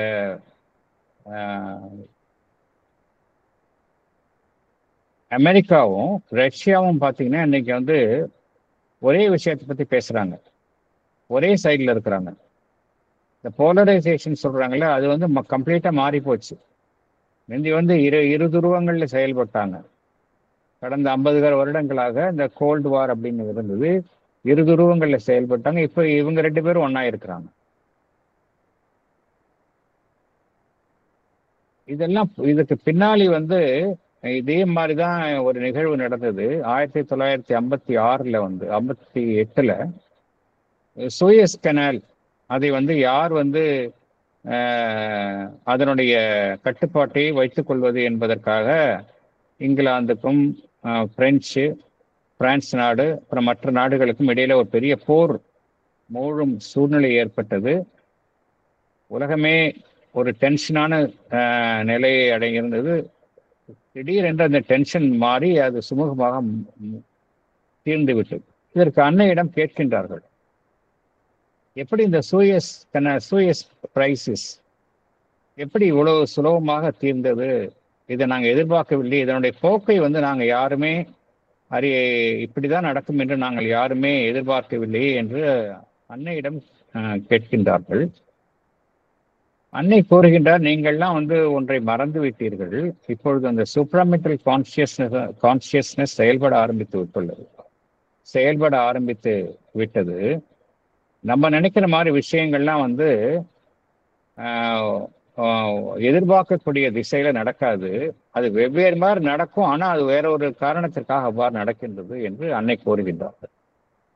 என்ன காரணம் அப்படின்னா, இந்த அப்ஜெக்டிவ் லாஸ் எல்லாமே வந்து அப்ஜெக்டிவா வெளியிலேருந்து விதிக்கப்பட்ட விதிகளின் உட்பட்டு செயல்படுவது என்பதற்கு பதிலாக உள்ளிருந்து தோன்றும் அந்த ஒரு வழிகாட்டுதல், அதன்படி செயல்படுதல் என்பதின் பெயரில் செயல்படுதல். அப்படித்தான் வந்து இனிமே அமைய போகின்றது. இப்போ வந்து என்ன நடைபெறுகின்றது? ஒரு அரசாங்கம் இருக்கின்றது, அது ஒரு தனிப்பட்ட ஒரு அமைப்பாக இருக்கின்றது. கம்யூனிட்டி வேறு அரசாங்கம் வேறு என்கின்ற ரீதியில் தான் செயல்படுகின்றோம். ஸோ அரசாங்கம் என்ன நினைக்கின்றது? அதனுடைய கடமை என்ன? அதற்கு கீழ் இருக்கக்கூடிய மனிதர்களின் மீது அவர்களை வழிநடத்தவும் அவர்களின் நலனுக்காகவும் அது விதிகளை அமைக்கின்றது. அந்த விதிகளை அவர்கள் செயல்படுத்த வேண்டும் என்று கட்டாயப்படுத்துகின்றது, ஒழுங்கு செய்கின்றது. இதெல்லாம் அந்த மக்களுடைய நலனுக்காக என்று கூறப்படுகின்றது. இது எதன்படி செயல்படுகின்றது? கட்டுப்படுத்துதல் அங்கு நடைபெறுகின்றது இல்லையா? எப்படி ஒரு கிரௌடை நம்ம கண்ட்ரோல் பண்றோமோ அதே போல இதை செய்யக்கூடாது அப்படின்னு கட்டுப்படுத்துகின்றோம். அரசாங்கம் கட்டுப்படுத்துகின்றது, ரெஸ்ட்ரைனிங். அதே போல வடிவமைக்கின்றது, ஃபேஷனிங் பவர். இது எப்படி? மேலிருந்து வேறோ ஒரு அமைப்பு, நமக்கு புறத்தில் இருக்கக்கூடிய அமைப்பு நம் மீது வேறொரு அதன் சக்தியை அது திணிக்கின்றது. ஆனால் ஒருவருடைய செயல்பாடு என்பது எப்படி இருக்க வேண்டும்? எனக்குடைய சுதர்மம் என்ன சொல்கின்றதோ, சுபாவம் என்ன சொல்கின்றதோ, அதனுடைய வழிகாட்டுதலின் பதில் தான் நான் செயல்படணுமே ஒழிய, எனக்கு வெளியிலிருந்து வரும் ஒரு சக்தியினுடைய ஒரு உந்துதலின் பேரிலோ ஒரு ஆளுமையின் பேரிலோ நான் செயல்படுவது என்பது சரியாக இருக்காது. ஆனால் அப்படித்தான் இப்பொழுது நடைபெறுகின்றது. அந்த வேலையை எது செய்கின்றது என்றால் அந்த அரசாங்கம் செய்கின்றது. இதைத்தான் பகவான் இங்கே கூறுகின்றார். Restraining and fashioning power rather than develop in them and by them as a thing towards which their self and nature are impelled to grow. அது மாதிரி இல்லை. இப்ப அந்த அரசாங்கம் வெளியிலிருந்து இந்த செய்யணும் அப்படிங்கிறது அவ்வளவுதான். அது நம்ம செய்யறோம். அரசாங்கம் என்ன செய்கின்றது? தனிமனித வாழ்வை அது நிர்வகிக்கின்றது. மேனேஜ், ஒத்திசைவுடன் அது அமைக்கின்றது. ஹார்மனைஸ்ட், பர்ஃபெக்டட் பை an adjustment. இதை ஒரு பக்கம் சரி செய்து, அப்ப என்ன ஒரு 10 பேர் இருக்காங்கன்னா 10 பேரை திருப்திப்படுத்துவதற்காக வெவ்வேறு விஷயங்களை இதை செய்கின்றது. அதன் மூலமாக ஒரு ஒரு ஒரு ஒரு பெர்ஃபெக்ஷன் அதை உருவாக்க நினைக்கின்றது. மேனிப்புலேட் செய்கின்றது. எல்லாத்தையும் அந்த ஒரு இயந்திர கதியான ஒரு செயல்பாட்டின் மூலம் அனைத்தையுமே அது ஒழுங்கமைக்கின்றது. இதெல்லாம் பகவான் என்ன கூறுகின்றார்? இந்த விதிகள் எல்லாம் நமக்கு புறத்தில் இருந்து நம்மை வழிநடத்துகின்றன அப்படிங்கிறார். A law outside oneself அப்படிங்கிறார். outside, even when it is discovered or determined by the individual reason and accepted and enforced by the individual will. அதை நம்ம என்ன என்பதை கண்டறிந்து நாம் ஏற்றுக்கொண்டு நம் சங்கல்பத்தின் மூலம் செயல்படுத்தினாலும் கூட அது வெளியிலிருந்து செயல்படக்கூடிய விதியாகத்தான் செயல்படுகின்றது அப்படிங்கிறார். இதுதான் இந்த அப்ஜெக்டிவிசம் அதனுடைய வழி நடத்தும் ஒரு விதியாக, கோட்பாடாக இருக்கின்றது என்று கூறுகின்றார். This is the governing idea of objectivism அப்படிங்கிறார். அப்ஜெக்டிவிசம்னா என்ன? It is a mechanical process of management. Mechanical process, அவ்வளவுதான் அது. Of management, ordering, perfection. This is its conception of practice. இப்படிதான் இருக்கு அப்படிங்கிறார். ஆனா இது செல்லுபடி ஆகுமா அப்படின்னா செல்லுபடி ஆகாது. டு பிகின் வித் இது தேவை. ஆனால் நாளடைவில் எது சரியான ஒரு வழிகாட்டுதலாக இருக்கும், ஒரு தனிமனிதனுக்கும் சரி, ஒரு சமுதாயத்திற்கும் சரி, நாட்டிற்கும் சரி, சப்ஜெக்டிவ் லைஃப் தான் சரியா இருக்கும். இப்ப நம்ம எல்லாம் ஏன் மாதிரி உயர்வான விஷயங்களை நாம் அறிந்து கொள்ள ஆசைப்படுகின்றோம், ஆன்மீக நாட்டம் உடையவர்களாக இருக்கின்றோம் என்றால் we are choosing, நம்மளுடைய தேர்வு இந்த சப்ஜெக்டிவ் லைஃப்பை நம்ம தேர்ந்தெடுத்திருக்கின்றோம். வெறும் அப்ஜெக்டிவ் லைஃப் அப்படின்னா மெட்டீரியல் லைஃப், அவ்வளவுதான். அதுல என்னுடைய சாப்பாடு, என்னுடைய தேவைகள் வெறும் பியூர்லி மெட்டீரியலிஸ்டிக். என்னுடைய ரீசன், அறிவு, அவ்வளவுதான். அறிவை தாண்டி எனக்கு எதுவுமே கிடையாது. ஆனா சப்ஜெக்டிவா இருக்கிறோம் அப்படின்னு என்ன அர்த்தம்? அதையும் தாண்டி ஏதோ ஒரு விஷயத்தை நம்ம போய் தான் நம்ம எல்லாம் போயிட்டு இருக்கிறோம். அதை நோக்கி நாம் நாட்டம் இருக்கின்றோம், நாடுகின்றோம். We aspire for that. இதெல்லாம் சப்ஜெக்டிவ் மூவ்மெண்ட்ஸ். ஆனா இது வரைக்கும் பார்க்கிறோம் அப்படின்னா இந்த இயக்கங்கள் எல்லாம் அப்ஜெக்டிவ் அப்படிங்கிறார் பகவான்.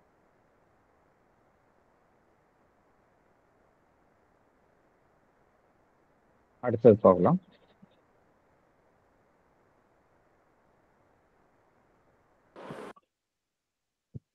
Paragraph Yes, 6. madam. Yes, madam.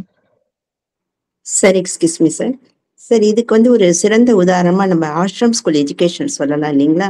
ஏன்னா ஒரு குழந்தையோட உள்ள இருக்கிற அந்த உள்ளுணர்வுக்கு, அந்த குழந்தைக்குள்ள இயற்கையான அடிப்படையான திறமைகளுக்கு இம்பார்ட்டன்ஸ் கொடுத்து அந்த பேசிஸ்லேயே குழந்தைங்களை கொண்டு வரும்பொழுது அந்த குழந்தைங்களால அமையிற அந்த சமுதாயம் பகவான் சொல்ற மாதிரி அந்த சப்ஜெக்டிவ் பேஸிடா அந்த சமுதாயம் அமையும் அப்படின்னு எடுத்துக்கலாம் இல்லைங்களா?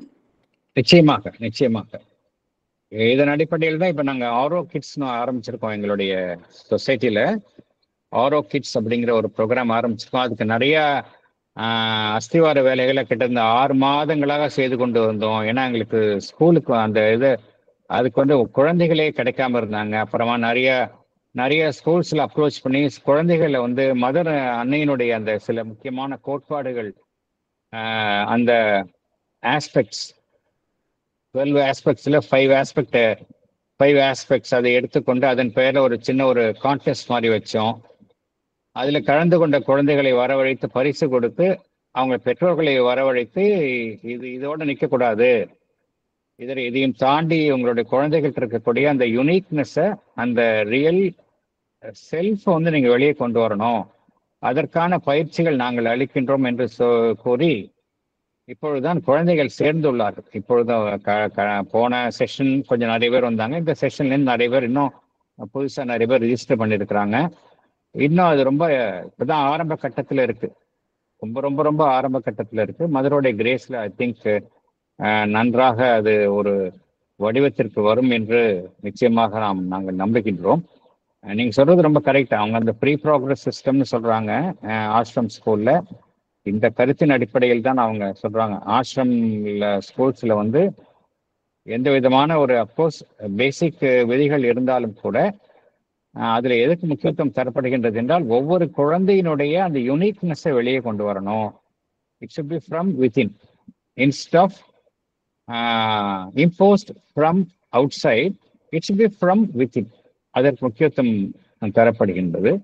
இன்ஃபேக்ட் ஆஷ்ரமினுடைய பேசிக் ஃபங்க்ஷனிங்கே பார்த்தோம் அப்படின்னா மதர் வந்து அங்க ரொம்ப மினிமம் விதிகளை வச்சிருந்தாங்க. மினிமம் விதிகள் அவ்வளவுதாங்க. என்னன்னா அங்க you should not engage in politics, you should not take drugs or alcohol, இன்னும் சில விஷயங்கள் ரொம்ப வெரி வெரி பேசிக் தான் வச்சிருந்தாங்களே வழிய நீ இத்தனை மணிக்கு வரணும், இந்த வேலையை செய்யணும், அட்டண்டன்ஸ்ல கையெழுத்து போடணும், நீ இப்போ ஒரு நாளைக்கு 2 தடவை மெடிடேட் பண்ணணும், இந்த காரியத்தை செய்யணும் அப்படின்னு விதிகளே கிடையாது. ஆஷ்ரமில் பார்த்தோம் அப்படின்னா மினிமம் நம்பர் ஆஃப் ரூல்ஸ்.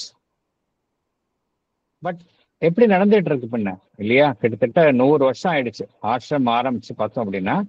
அடுத்த வருஷம் வந்துன்னா 100 வருடங்கள் வரப்போகுது. 100 வருடங்களாக எப்படி ஏதோ ஒரு சக்தி தானே, அந்த இன்னர் கைடன்ஸில் தானே எல்லாரும் நடந்து கொள்கின்றார்கள். Despite all the deficiencies, there is some power guiding the entire ashram community. அதனால நீங்க சொல்றது ரொம்ப கரெக்ட். ஆஷ்ரம் ஸ்கூல் வந்து அப்படிதான் ஏற்படுத்தப்பட்டது. டெல்லி ஆஷ்ரம் ஸ்கூல்ல கூட அப்படிதான் பண்றாங்க.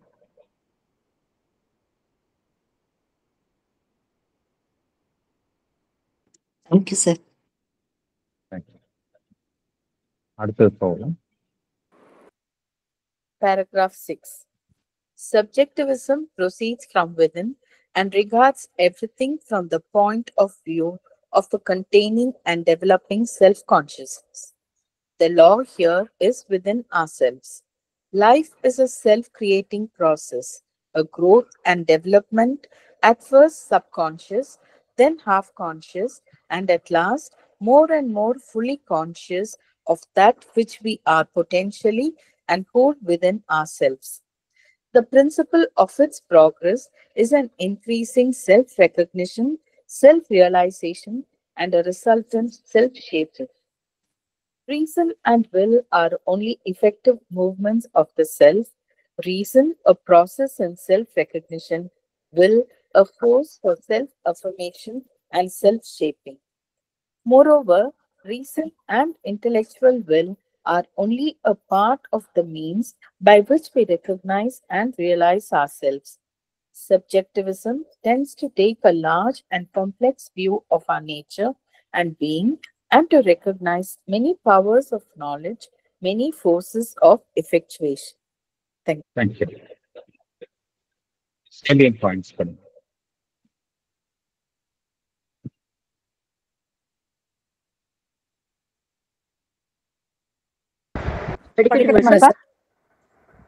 எஸ், யாருனாலும் படிங்க.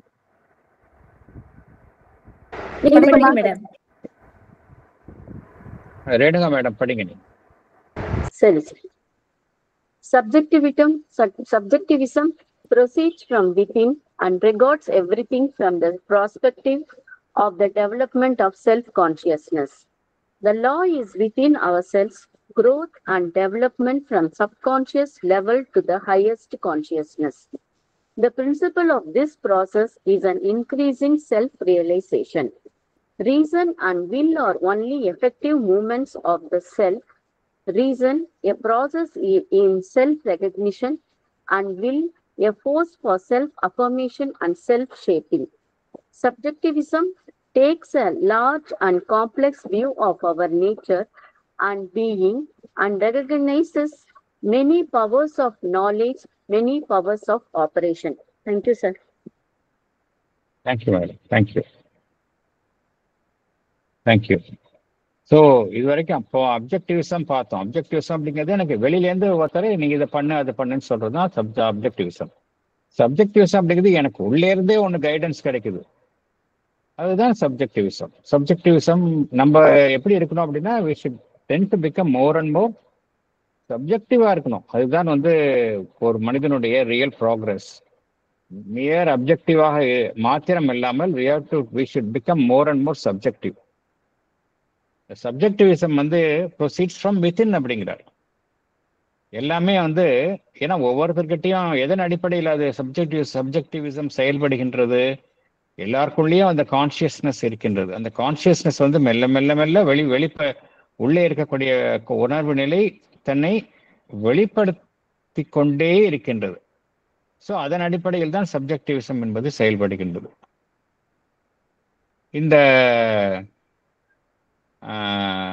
விதி இதனுடைய எப்படி அப்ஜெக்டிவிசத்துக்கு விதி மெக்கானிக்கல் ப்ராசஸ் ஆஃப் மேனேஜ்மெண்ட் அப்படின்னு சொன்னோம். எல்லாம் மெக்கானிக்கல். இங்க என்ன விதி? Within ourselves. The law here is within ourselves. So வாழ்வு அப்படிங்கிறது என்ன? உண்மையிலேயே it is a self creating process. தன்னைத்தானே உருவாக்கி கொள்கின்ற ஒரு அமைப்பு தான் வாழ்வு என்பது. Self creating process, a growth and development at first subconscious. எப்படி வாழ்வு எப்படி இருக்கின்றது? இந்த கருத்து நாம் அறிந்த கருத்து தான். எல்லாமே எவல்யூஷன் ஆஃப் கான்சியஸ்னஸ், சப்கான்சியஸ்லேருந்து ஆஃப் கான்சியஸ்னஸ், அப்புறம் ஃபுல்லி டெவலப்ட் கான்சியஸ்னஸ், அப்புறம் சூப்ராமெண்டல் கான்சியஸ்னஸ். அது நமக்குள்ளே இருக்குது, பொட்டென்ஷியலாக இருக்குது, அது வெளியே வருது, அப்படிதான் போய்க்கின்றது. ஸோ இங்கே பிரின்சிபல் இது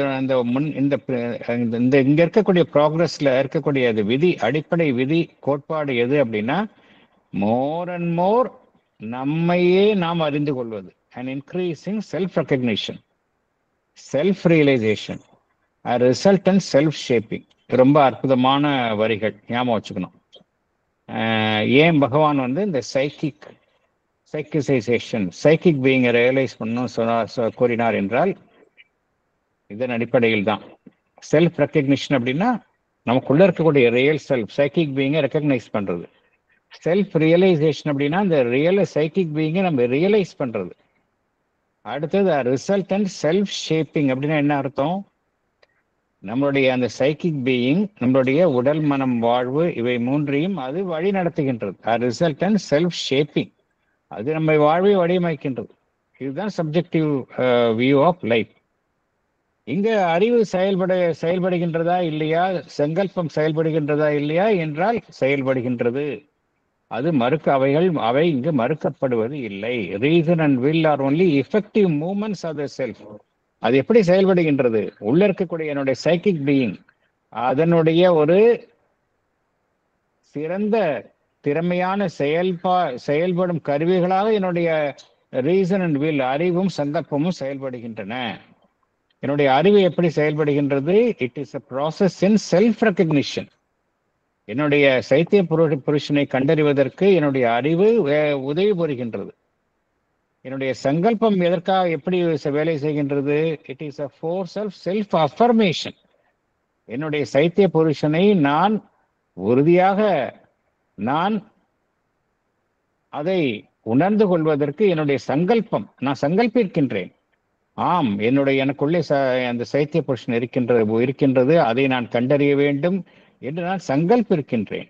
அதன் மூலமாக என்னுடைய உடல், மனம், வாழ்வு அனைத்தையும் நான் வடிவமைக்கின்றேன். அதற்கு நான் சங்கல்பிக்கின்றேன். ஸோ இந்த ரீசனும் வில்லும் அப்ஜெக்டிவ் வியூஸ்ல பார்த்தோம்னா அது மெக்கானிக்கலா செயல்படுது. இங்க அதனுடைய ரோலே மாறி விடுகின்றது, தலையீழ மாறிடுது இங்க சப்ஜெக்டிவ் லைஃப்ல.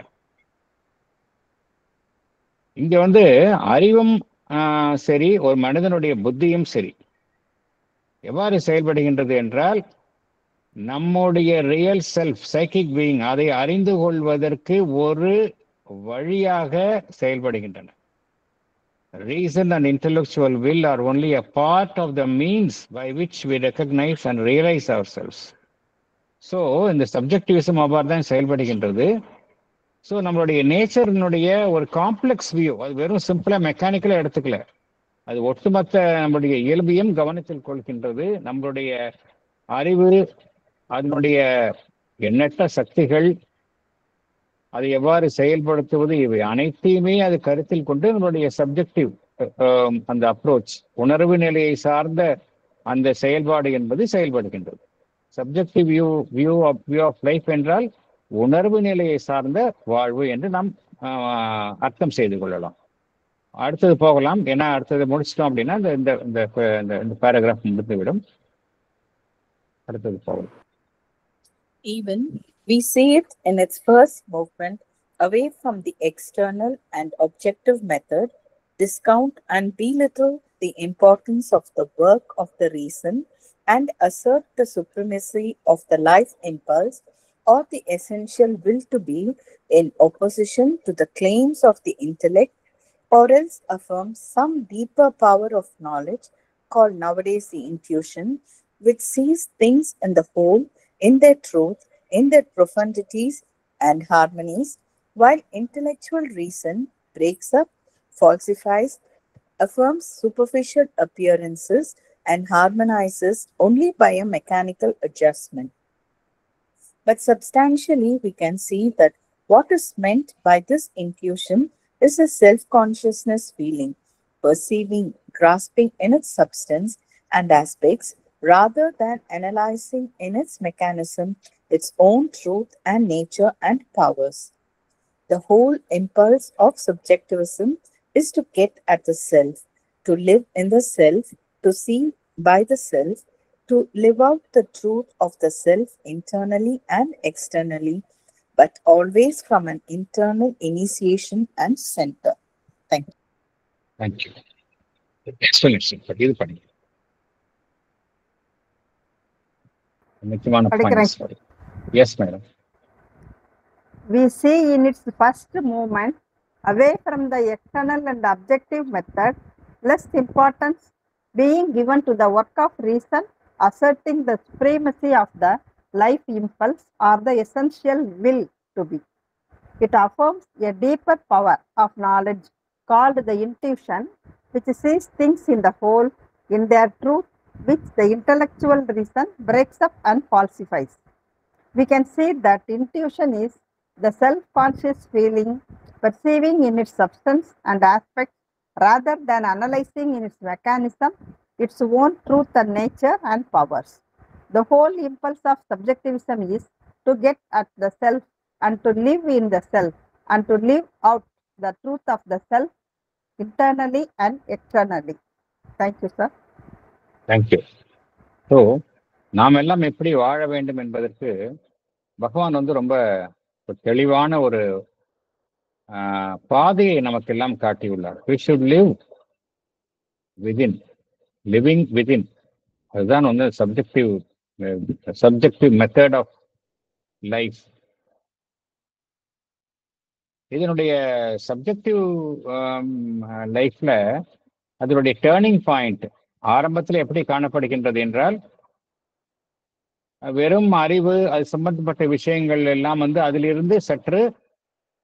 அதிலிருந்து ஒரு திருப்பம் ஏற்படுகின்றது. இதுவரைக்கும் வாழ்வு வெறும் அறிவு, அதனுடைய செயல்பாடுகள் என்ற நிலையிலிருந்து ஒரு திருப்பம், ஒரு திருப்புமுனை ஏற்படுகின்றது. எதற்கு முக்கியத்துவம் தரப்படுகின்றது? Life impulse, the essential will to be, என்னுடைய சங்கல்பத்தை செய்து கொள்வது. வெறும் என்னுடைய அறிவு, அதனுடைய கோரிக்கைகளுக்கு நான் இணங்காமல் என்னுடைய வாழ்வினுடைய life impulse are the essential will to be, இதற்கு முக்கியத்துவம் அளிப்பது என்கின்ற திசையில் ஒரு திருப்பம் ஏற்படுகின்றது.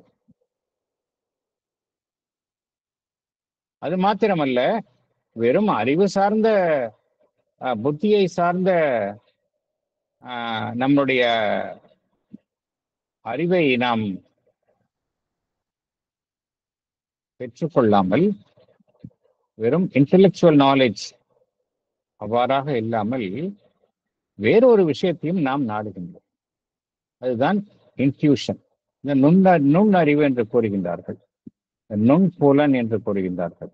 அறிவை தாண்டி செயல்படுவதுதான் இன்ட்யூஷன். இதெல்லாம் வந்து இந்த சப்ஜெக்டிவ் டேர்ன்ல நடைபெறுகின்றது. சரி, இன்ட்யூஷனுக்கும் இன்டெலெக்சுவல் நாலேஜ்க்கு என்ன வித்தியாசம்? இன்டெலெக்சுவல் நாலேஜ் எல்லாத்தையும் 1 + 1 2 அவ்வளவுதான். அதுக்கு கோல்டு லாஜிக் அவ்வளவுதான், பகுதி பகுதியாக பிரிக்கும். அதுக்கு மேல எதுவுமே தெரியாது. அதுக்கு ஒரு காம்பவுண்ட் அப்படின்னா அதோட கெமிக்கல் காம்பவுண்ட் அக்குவேறு அணுவேற பிரிச்சிடும், தட்ஸ் ஆல். ஆனால் இன்ட்யூஷன் அப்படி கிடையாது. இன்ட்யூஷன் என்ன செய்கின்றது? எல்லாத்தையும் ஒட்டுமொத்தமாக பார்க்கின்றது, பகுதி பகுதியாக பார்ப்பது இல்லை. Which sees things in the whole. ஒவ்வொரு விஷயத்திற்கு பின்னாடி உள்ள உண்மையை பார்க்கின்றது. இன் த ட்ரூத், இன் த ப்ரொஃபவுண்டிட்டிஸ், அதற்குள்ள இருக்கக்கூடிய ஆழமான அம்சத்தை அது பார்க்கின்றது. And harmonies. ஆனால் மனிதனுடைய அறிவு என்ன செய்கின்றது? அதனுடைய வேலை வந்து ஒரு குறுகிய எல்லைக்குள் தான் அது வேலை செய்கின்றது.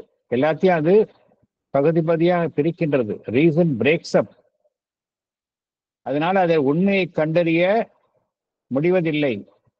தவறான விஷயங்களை உண்மை என்று கண்டுகொள்கின்றது. falsifies, affirms superficial appearances, மேற்புறத்தில் காணப்படும் தோற்றங்களை வைத்துக் கொண்டு முடிவுக்கு வருகின்றது.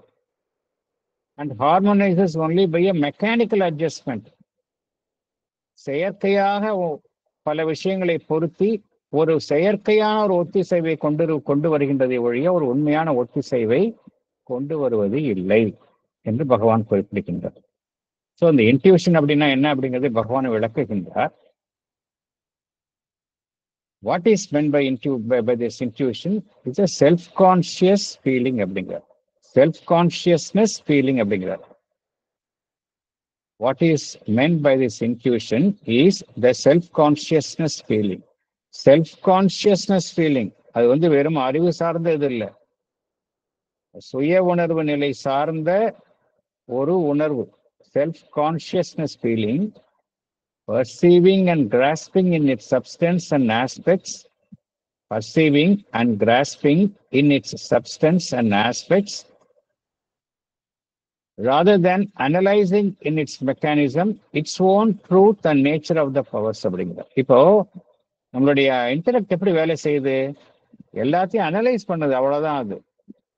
அதுக்கு மேல எதுவுமே தெரியாது. மேம்போக்கா விஷயங்களை அனலைஸ் பண்ணி இது இப்படி இது எப்படி, இதனுடைய பிசிக்கல் ஃபீச்சர்ஸ் எப்படின்னு, தன்மை என்னன்னு சொல்லுது. ஆனால் இன்ட்யூஷன் என்ன செய்கின்றது? ஒன்னையும் அதனுடைய மூலக்கூறு, அதனுடைய சப்ஸ்டன்ஸ் என்ன, அதனுடைய ஆஸ்பெக்ட்ஸ் என்ன, அதற்கு பின்னால் இருக்கக்கூடிய உண்மை என்ன, அதனுடைய தன்மை என்ன, சக்திகள் என்ன அப்படிங்கறத ரொம்ப ஆழமாக அது கண்டறிகின்றது. So the intuition is always a superior way of knowledge than intellect என்று பகவான் குறிப்பிடுகின்றார். ஸோ இந்த சப்ஜெக்டிவிசம் வந்து எதை நோக்கி செல்கின்றது? எல்லாமே நம்மளுடைய உள்ஜீவனின் வாழ்வு தான் சப்ஜெக்டிவிசம். to get at the self, to live in the self, to see by the self. எல்லாமே சைக்கிக் பீயிங் அடிப்படையில நம்ம வாழ்வை அமைத்துக் கொள்வது. To live in the self, to see by the self, to live out the truth of the self, internally and externally, but always from an internal initiation and center. இங்க வெளியிலேருந்து யாருமே நம்மள PRAN பண்ண மாட்டாங்க, நமக்குள்ளே கிடைக்கக்கூடிய கைடன்ஸ் வச்சு நம்ம செயல்படுகின்றோம். இதுதான் சப்ஜெக்டிவ் வியூஸ் ஆஃப் லைஃப். வேறு ஏதேனும் கருத்துக்கள் இருந்தால் பகிர்ந்து கொள்ளலாம். Otherwise we can see the next paragraph, next section பார்க்கலாம்.